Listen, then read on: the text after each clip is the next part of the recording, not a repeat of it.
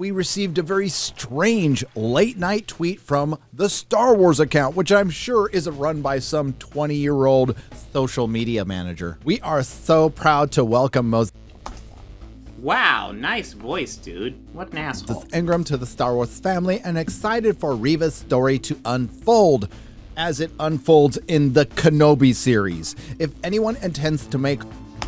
Yes, because other characters are allowed to have arcs besides Obi-Wan Kenobi, dude. What? her feel in any way unwelcome, we only have one thing to say: we resist. So yeah, and once again, the only reason you get triggered by that tweet is if you're one of the people focused on making her feel unwelcome. Essentially, if you're an asshole. Because all that tweet's saying is, hey, she's joining the Star Wars family, don't be an asshole. And you're like, no, I want to be an asshole. Fuck you. I'm going to be an asshole, fucker. This Organized Chaos video is brought to you by Gems Art Studio. This video is also brought to you by viewers like you. Thank you.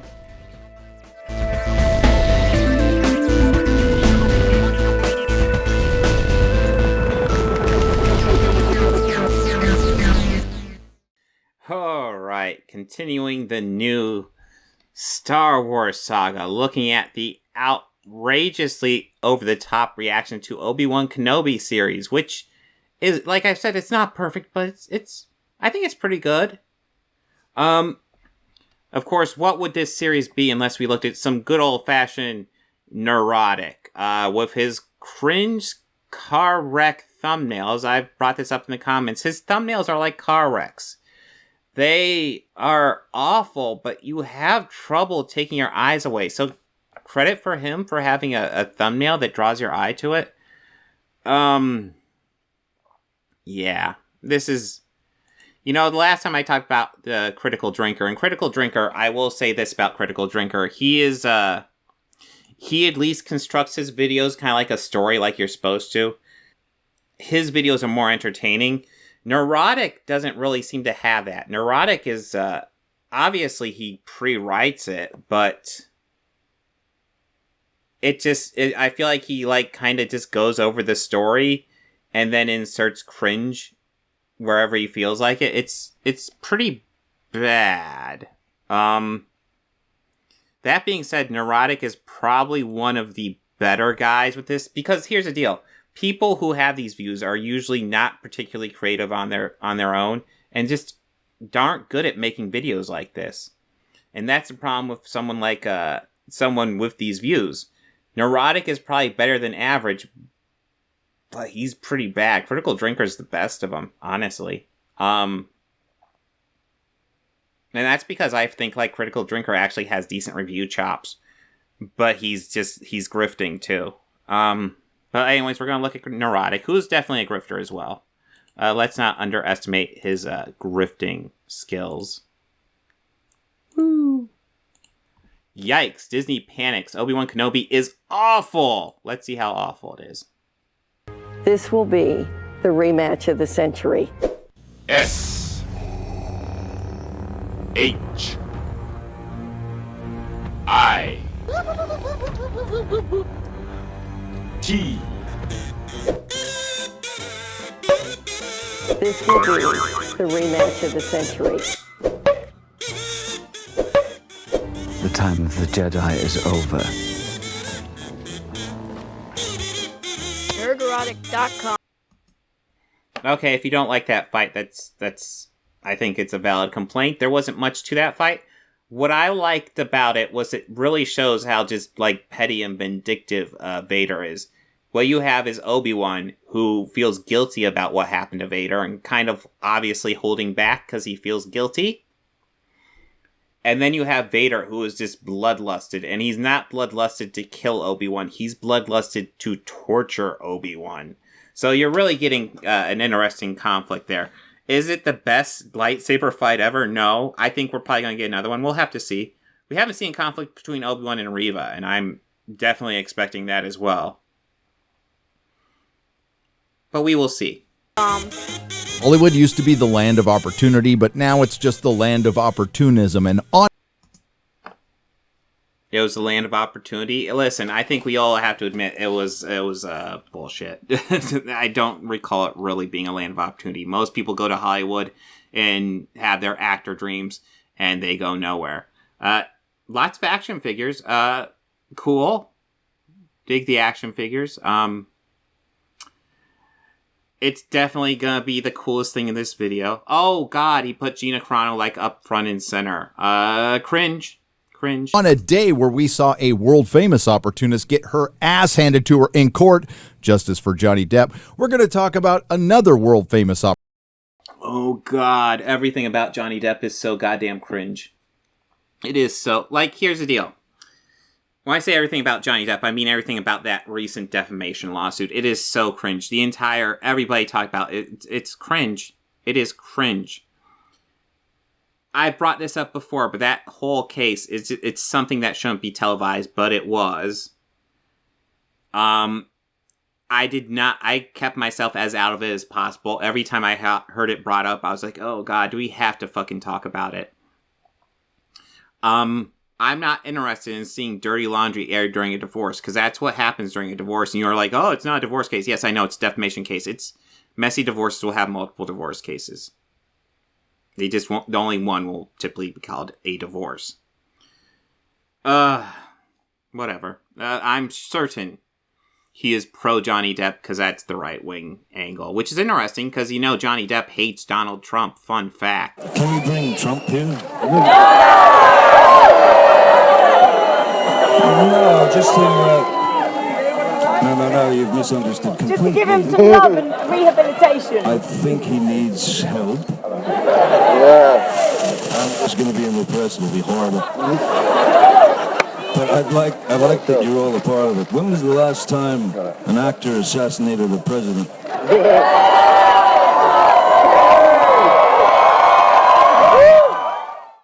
Opportunist, except this time it's not an individual adult pretender with no talent. It's a giant multi-billion-dollar corporation with no talent. Disney.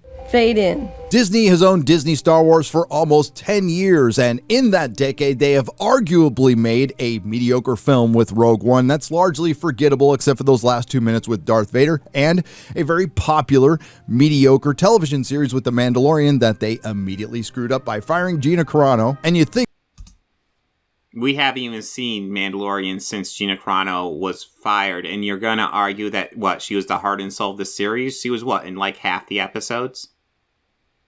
Pedro Pascal would be the heart, or fucking the child, Grogu, is way more important to the Mandalorian than Gina Carano. I think that will be enough, but let's not sell Kathleen Kennedy and Lucasfilm short. They have become very adept at stealing defeat out of the jaws of victory. That really popular digital Luke Skywalker scene was immediately jacked up in the spin-off series Boba Fett. Hey, but congratulations, Disney Plus, according to... It was always a little wonky. It is what it is. I mean, you can't have younger Mark Hamill there, because Mark Hamill's not younger. To you, Kenobi was the most popular premiere on your platform, and that would be great if it wasn't the fourth most popular thing this week. And I want you to let that sink in. Star Wars was the fourth most popular thing this week, coming behind a sequel to a 36-year-old movie, Tom Cruise's Top Gun Maverick, which is pretty damn good. Go see it. Stranger Things Season 4, which is a definite improvement on Season 2 and 3, but it's also a show that's paying homage or ripping off an entire era that was co-created by Steven Spielberg and George Lucas, and of course, a celebrity defamation trial. So what's a giant monolithic multi-billion-dollar corporation to do when they know they've shit the bed? Same thing as Amber Heard. Play the victim and attack the money. Here's part of my problem right now. There's lots of things where I want to pause and say a little something. The coffee's good. But he's just throwing so much shit out there. Lots of these guys, he's just like to throw a whole bunch of shit at the wall. Without really saying too much, honestly. When Kramer hears about this, the shit's gonna hit the fan. Like Obi-Wan Kenobi was the most popular premiere on Disney Plus. Cool. But it was only the fourth most popular thing this week. Was Top Gun 2 more popular? Was it? What metric are you even using? Johnny Depp Amber Heard was obnoxious. It might have been more popular. But still, what metric are you using? Because the Johnny Depp Amber Heard thing was a fucking defamation case. It's not a fucking TV series or a piece of media. And what was the other thing? Stranger Things. I haven't seen Stranger Things season 4 yet. Was it more popular? I don't know. What metric are you using? The metric I'm looking at is the people actually talking about online. I see a lot more talk about Obi-Wan Kenobi than any of those things, except maybe Johnny Depp and Amber Heard. And like I said, that's a different form of media. I think it's interesting you're talking about being the fourth most important thing when you haven't actually done... Have you done a video on any of those other things?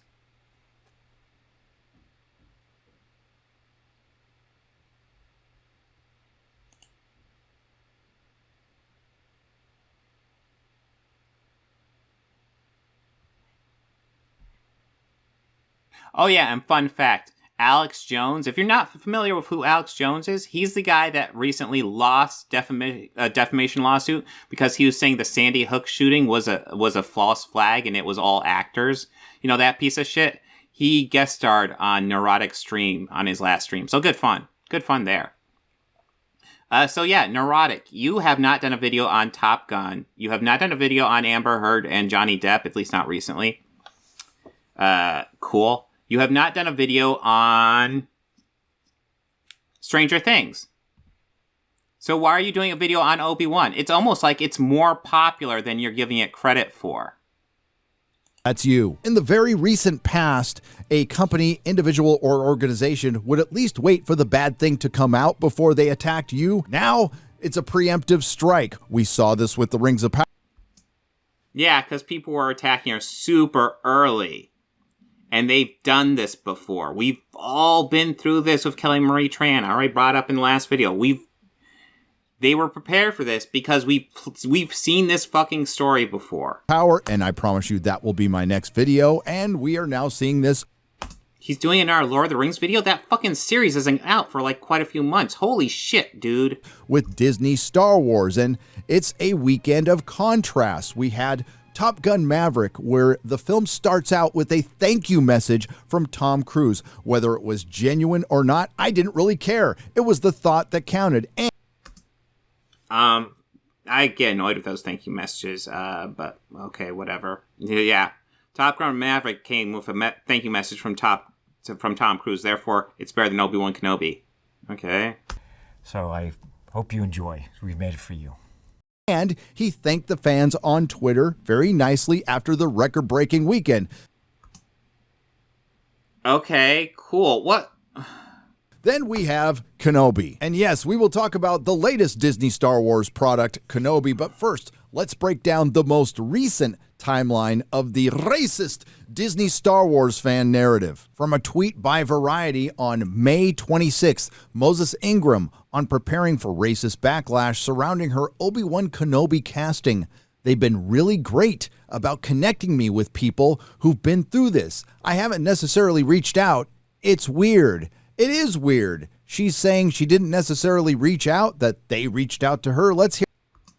Yes, because they've been over this. They know there's going to be this backlash, so they're getting her ready. Hear it in her own words. You've talked about this, how they're trying to help you prepare for this backlash, and there are people out there who say some really awful things. Have you spoken to someone like John Boyega and said, how do I handle it? You know, they've been really great about connecting me with the people who've like been through this. I haven't necessarily reached out. You know what I mean?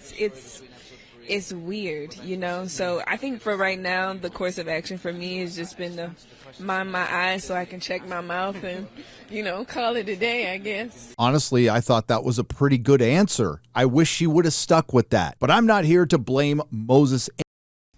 Well, it was probably before she actually got the backlash. And I showed that Star Wars girl video where she is bashing on her before the series even came out.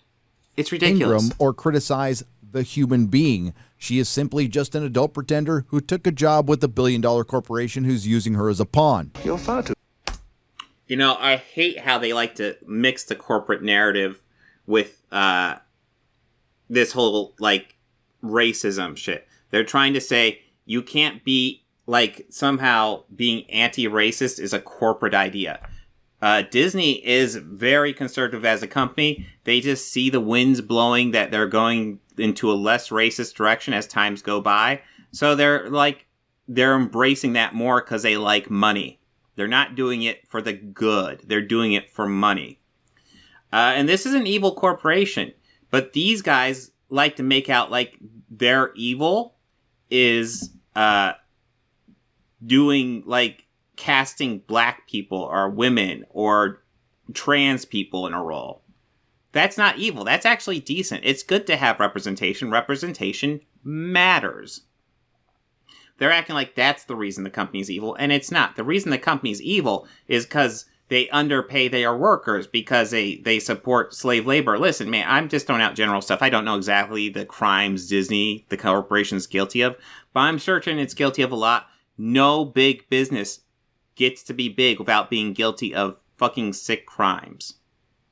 But they don't want to talk about that. They just want to complain because some black woman is in Obi-Wan Kenobi. Get a grip. Too trusty. We'll get to who's to blame in just a moment, and spoilers, it's not you. Then we received a very strange late-night tweet from the Star Wars account, which I'm sure isn't run by some 20-year-old social media manager. We are so proud to welcome Moses Wow, nice voice, dude. What an asshole. Ingram to the Star Wars family, and excited for Reva's story to unfold as it unfolds in the Kenobi series. If anyone intends to make...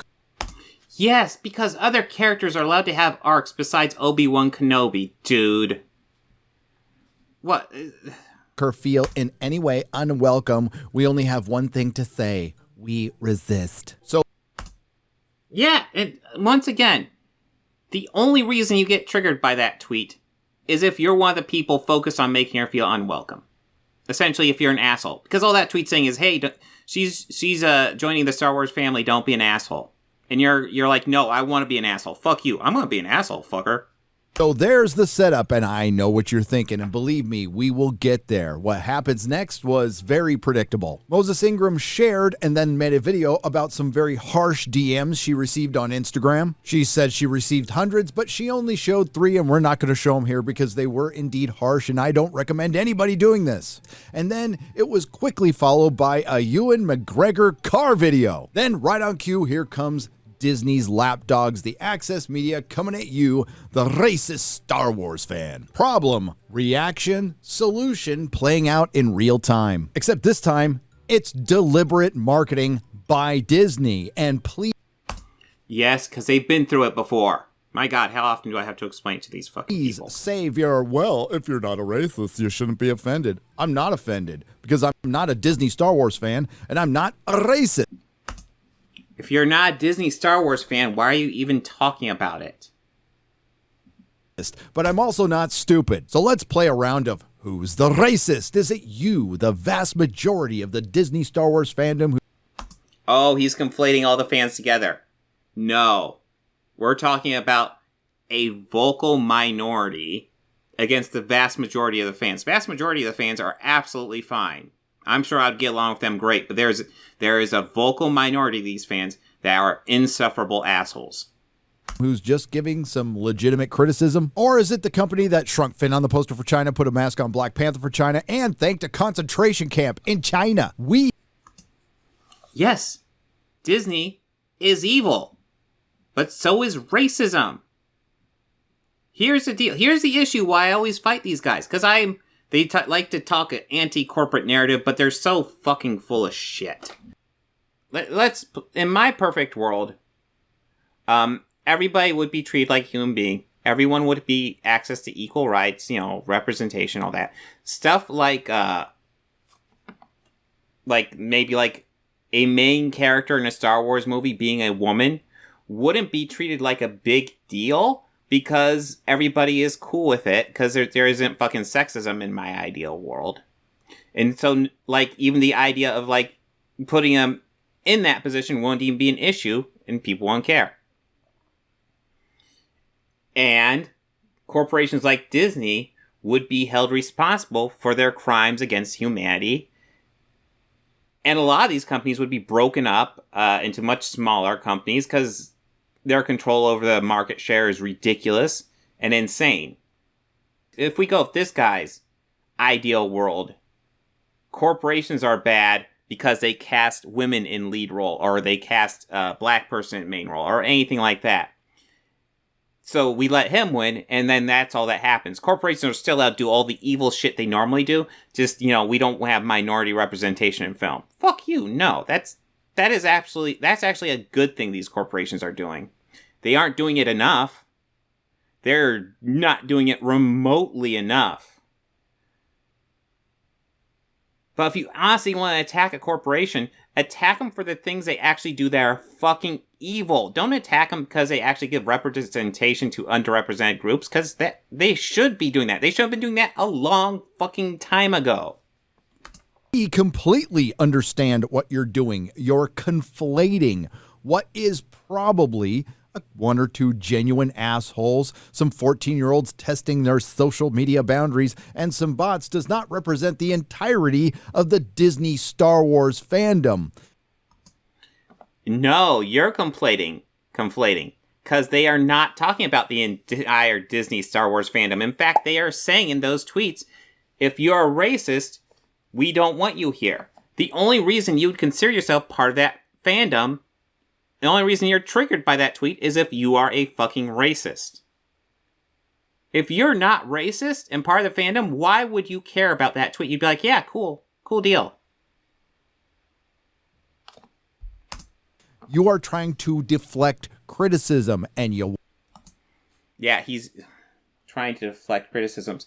You know what I would like these fuckers to do? Level actual major complaints against Obi-Wan. Because that's the thing. They keep on talking about the fucking narrative, when in fact they're the ones pushing a fucking narrative. But they don't have any actual major complaints against Obi-Wan, probably because it's a pretty decent series. Not perfect, but it's pretty fucking decent. But they can't handle that, so they're just gonna fucking piss and moan about Disney being anti-racist. Yeah, good. By the way, they probably are pretty fucking racist, just narratively they're anti-racist. Take the wins where you can. Want to know why? Because Disney, you have a giant turd on your hands, and one of the reasons is the character of Reva, a dumpster fire of a Disney Star Wars product that currently has a 58% audience score on... And we brought it up. It got bombed on Metacritic and Rotten Tomatoes, and 58% is actually not super low. That's like pretty high while still being negative. So even though they did a fan campaign against the series, it still wasn't able to drop it significantly. On Rotten Tomatoes. As I said, I'm not a Disney Star Wars fan, and I'm a little embarrassed that I watched this, and I feel a little dirty even though I didn't pay for it. Quite frankly, it's worse than I thought it was going to be. It's poorly acted, it's poorly directed, it's poorly edited, and it's poorly written. Okay, you can make all those claims, but now actually go over...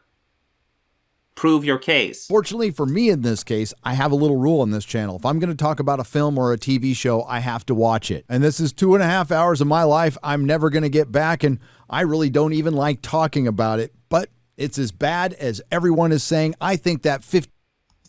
I will say that's a good rule to have, because that's the general rule I have. That being said, he talks about trailers and reflects it onto the whole movie. So he's also full of shit. 58% audience score is a bit high, and I expect it to go down, especially after the third episode. Best case scenario for Obi-Wan Kenobi is the show is good, and it's a good show about a guy who ends up babysitting a quitter. But he can't even do that because they're giving Kenobi the Jake Skywalker treatment. He is a complete idiot in this show, and so are the rest of the Jedi. This show exists to elevate... Okay, explain. Princess Leia, denigrate Luke Skywalker, and... How does it denigrate Luke Skywalker? Now, I'll admit, I was surprised that it's more about Leia than Luke. But you know what? Cool. And I like what they're doing with Leia. I like the Leia character. Support the Disney trilogy and Rey Palpatine. And you heard me right. In the first episode, Ben Kenobi leaves Tatooine, leaves Luke Skywalker unprotected. Dude, you had one... Yes, because Bail Organa asked him as a personal favor to go help Leia, who has been kidnapped. Leia and Luke are equally important to the whole story. Now, Luke ends up being like the main character of the original trilogy, but Luke and Leia, from the perspective of the characters right now, are equally important. Bail doesn't want it publicly known that Leia has been kidnapped, so he asks Obi-Wan to go after her for him. One job and you blew it in the first episode, but he was not alone. Bail Organa, the man who was tasked to watch over Princess Leia Organa, screws up too. The spoilers were right. So far, Princess Leia does get kidnapped, and Bail Organa, instead of using the power of an entire planet like Alderaan to get her back, goes and gets Ben Kenobi off.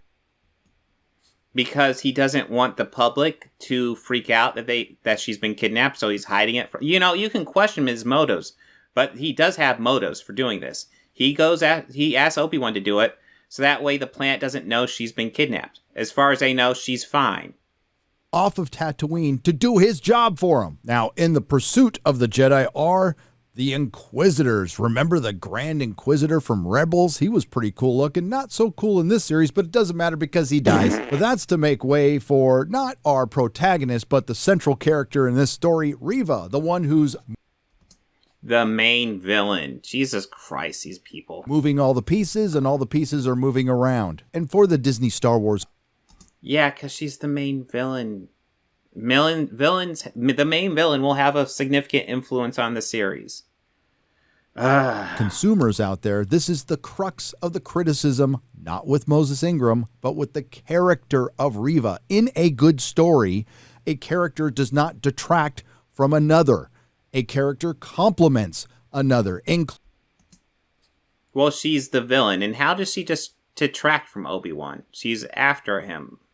Including, and most importantly, with the protagonist and the antagonist. Reva being smarter and having more information than Obi-Wan Kenobi, and our antagonist, Darth Vader, is pretty... Darth Vader was only in the last episode. Is he going to be the main antagonist? I assumed Reva's being set up as the main antagonist. We'll have to see. Is she just going to be a supporting villain, though? She is definitely an antagonist.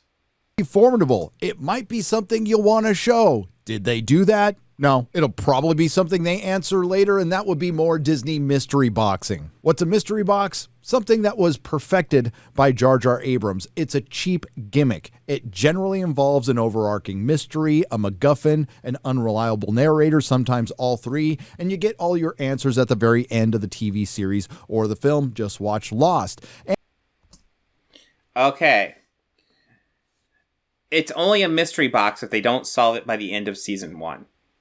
So essentially what a mystery box is from J.J. Abrams is you set up a mystery and you don't necessarily have to have all that mystery solved when you set it up. So the sequel Star Wars trilogy would definitely be kind of mystery boxed because it wasn't really resolved until the end of the trilogy. That being said, this wouldn't qualify as a mystery box unless they don't resolve it at the end of the series. If they don't resolve it at the end of the series, what it tells me is that they don't actually know it and they don't have it figured out. And yeah, that's a mystery box. That being said, that doesn't necessarily mean it's bad. There's been lots of mystery boxes where they eventually evolve it into something good. Abrams, I don't feel, is great at this. But there will be mystery boxes. Hell, look at the original trilogy. It was 100% retcon that Leia was Luke's sister. 100% that was a retcon. That was 100% not intended originally. George might have had some ideas, but no, the original script did not include that. Hell, that's why they kiss in Empire Strikes Back. That awkward fucking kiss. It was obviously not planned that was going to happen. So you could argue that's a mystery box. And that's essentially, a mystery box is just kind of a retcon to explain things, established later. That's all it is. It can be fine or it can be bad. Being a mystery box all in itself is not bad, and I doubt this is mystery box, because I assume they have Reva's identity all kind of planned out, because otherwise why'd they set up the younglings at the beginning? And it's a cheap way to avoid things like characterization. What's in the box? How does they avoid characterization? You still have to do characterization. What the fuck are you talking about? Nothing! So a defeated Kenobi who buried his lightsabers in sand dunes and was able to find them again was easily found. Yeah. Almost like, I don't even know if it's worth getting into this. Listen, is Force finding? I don't know. Force has always been kind of a magic that Star Wars can get away with, and I just assume, like, he knew where it was at. Found by another Jedi in the middle of the desert. How did this happen? Well, okay, being found by another Jedi could have definitely been a Force They thing. don't really tell us. Reva, our ambitious Yes, because everything needs explained, right? This Inquisitor, who we know is on a redemption arc, somehow knows that Obi-Wan Kenobi is connected to Bail Organa. Reva then concocts a plan to have Flea from Fear and the Red Hot Chili Peppers kidnap Princess Leia. Yeah, I actually didn't. He looked familiar. I didn't realize it was Flea till later. Fun little cameo.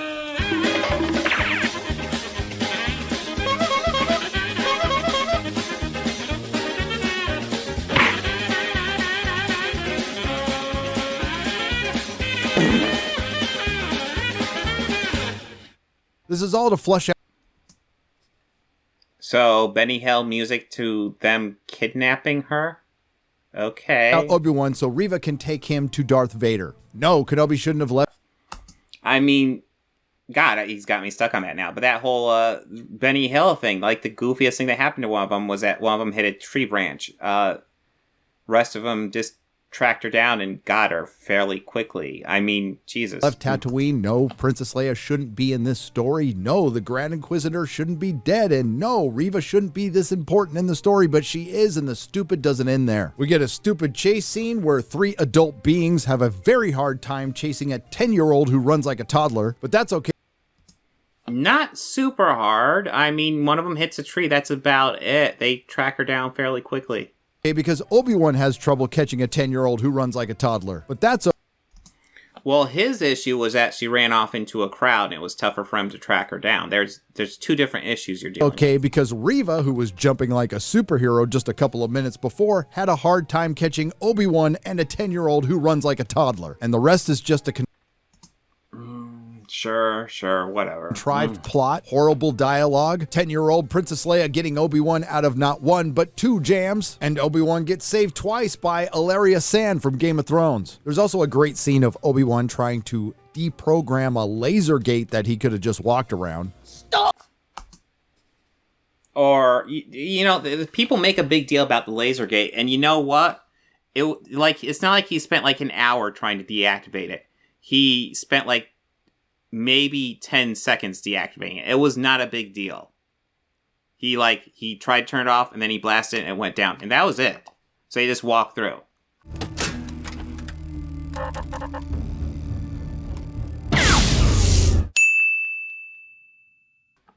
I'm sure they could jump around it if need be, but wasn't necessary because it was easy to deactivate. Stupid! You're so stupid! Then there's the contrived rematch of the century, which is the single worst lightsaber duel I've seen in Star Wars.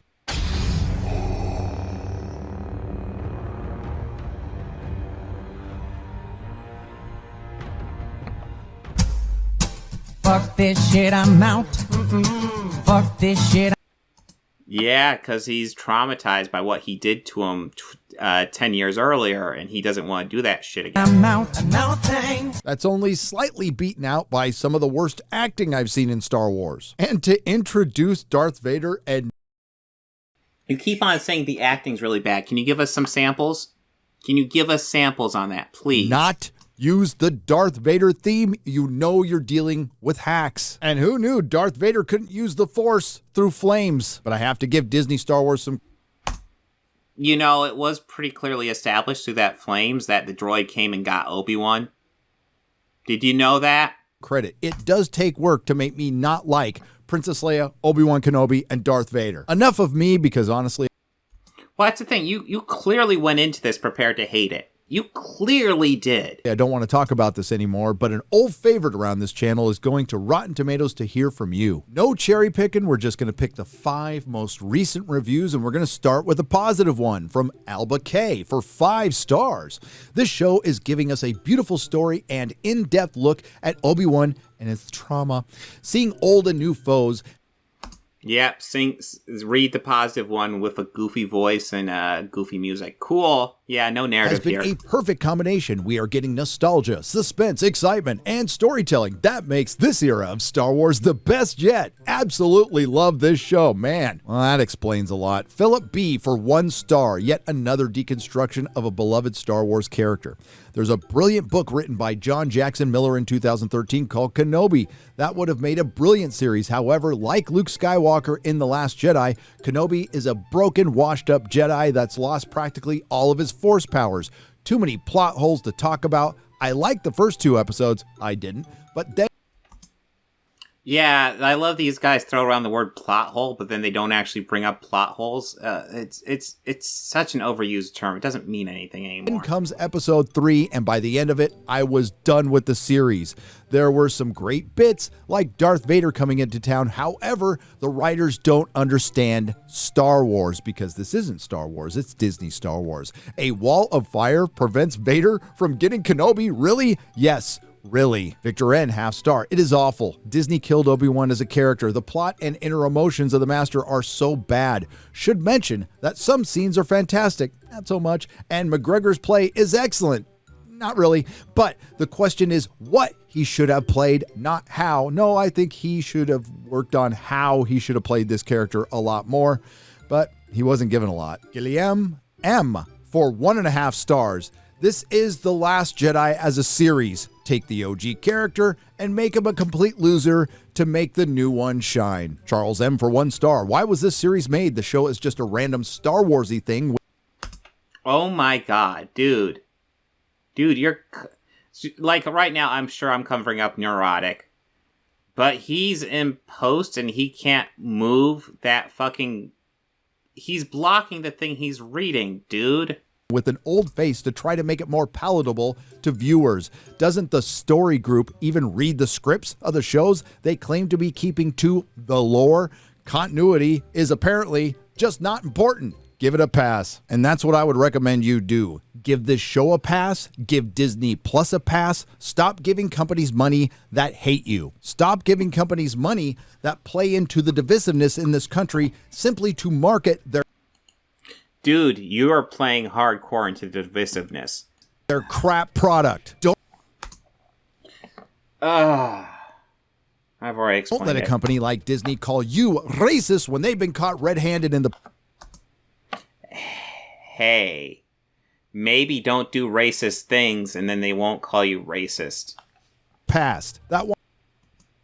Yeah, you know what? Disney shouldn't do shit like that to kowtow to China. Just like you shouldn't do shit like running cover for fucking racists. Wants to use and will eventually throw away somebody's identity to shield them from criticism. Lucasfilm is an evil, petty company, and I am grateful they're also incompetent. But there is some good news. Kenobi is one of the last cards Disney Star Wars had to play, and it failed. And obviously...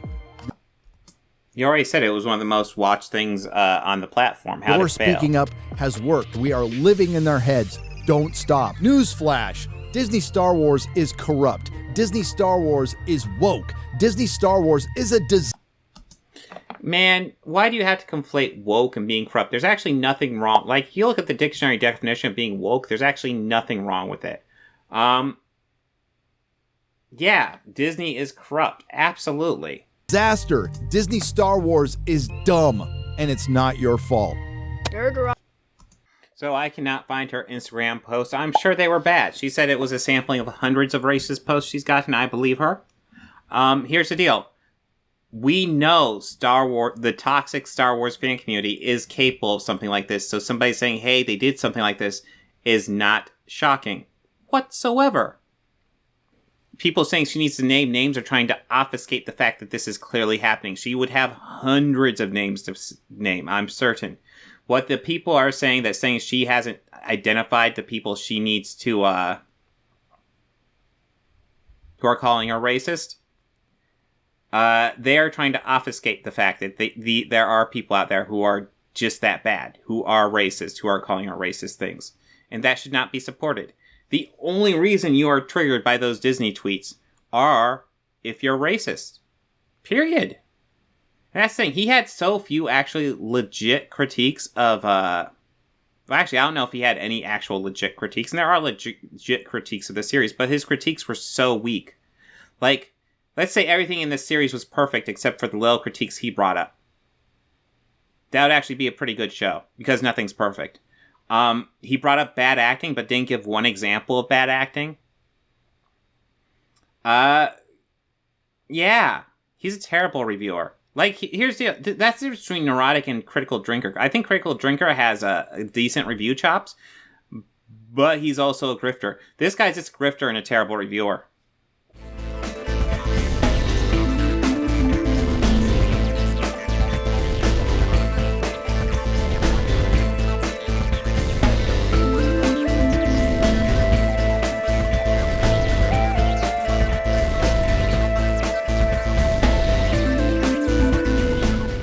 They think order and chaos are somehow opposites and try to control what won't.